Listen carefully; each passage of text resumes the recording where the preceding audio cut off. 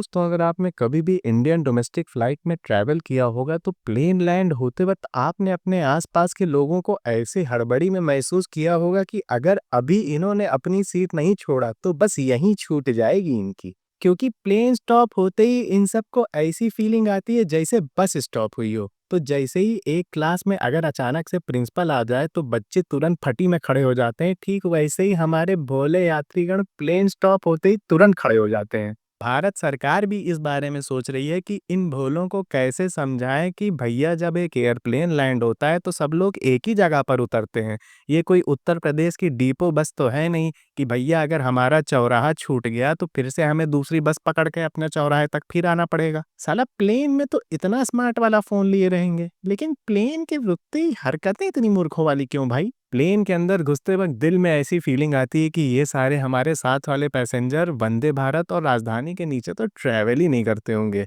वो तो plane land होने के बाद समझ में आता है कि ये साले तो सेकंड क्लास और जनरल वाले थे। और साला प्लेन लैंड होने के बाद प्लेन से बाहर जाने के लिए दौड़ लगाने को ऐसे उत्सुक रहते हैं जैसे सालों बाद अपनी माशूका चुम्मी मिलने वाली हो।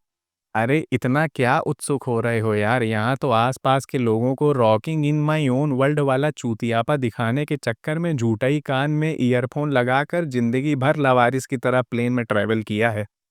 और एक राज की बात जो दुनिया भर की खुफिया एजेंसियां पता लगाने में लगी हुई हैं कि ये जो भारतीय आंटियां जिनसे अपना पाव पाव भर का बैग उठाते नहीं बनता, और जो फ्लाइट तक वो एयरपोर्ट वाले ई रिक्शे पर बैठकर फ्लाइट के अंदर तक जाती हैं, और जिनको साला फ्लाइट में सबसे पहले प्रधानमंत्री वाली एंट्री देने के चक्कर में हम जैसे नौजवानों को प्लेन में घुसने के जस्ट पहले भंडारे में आए हुए भक्तों की तरह लाइन में खड़ा कर दिया जाता है। उन बुड्ढी आंटियों को फ्लाइट के दौरान कौन है वो जो हनुमान जी वाला बल याद दिला देता है कि यही आंटियां प्लेन लैंड होते ही अपने 5-5 किलो के बैग पे ऐसे झपट्टा मारती हैं जैसे भंडारे में डलैया में आखिरी बार गरम कचौड़ी बट रही हो। ठीक है यार, देख लो कायदे से लाइन वाइन बनाकर निकलो प्लेन से, जैसे स्कूल में असेंबली से क्लासरूम तक लाइन वाइन बनाकर जाते थे, नहीं तो मारते रहो एक दूसरे पे छलांग।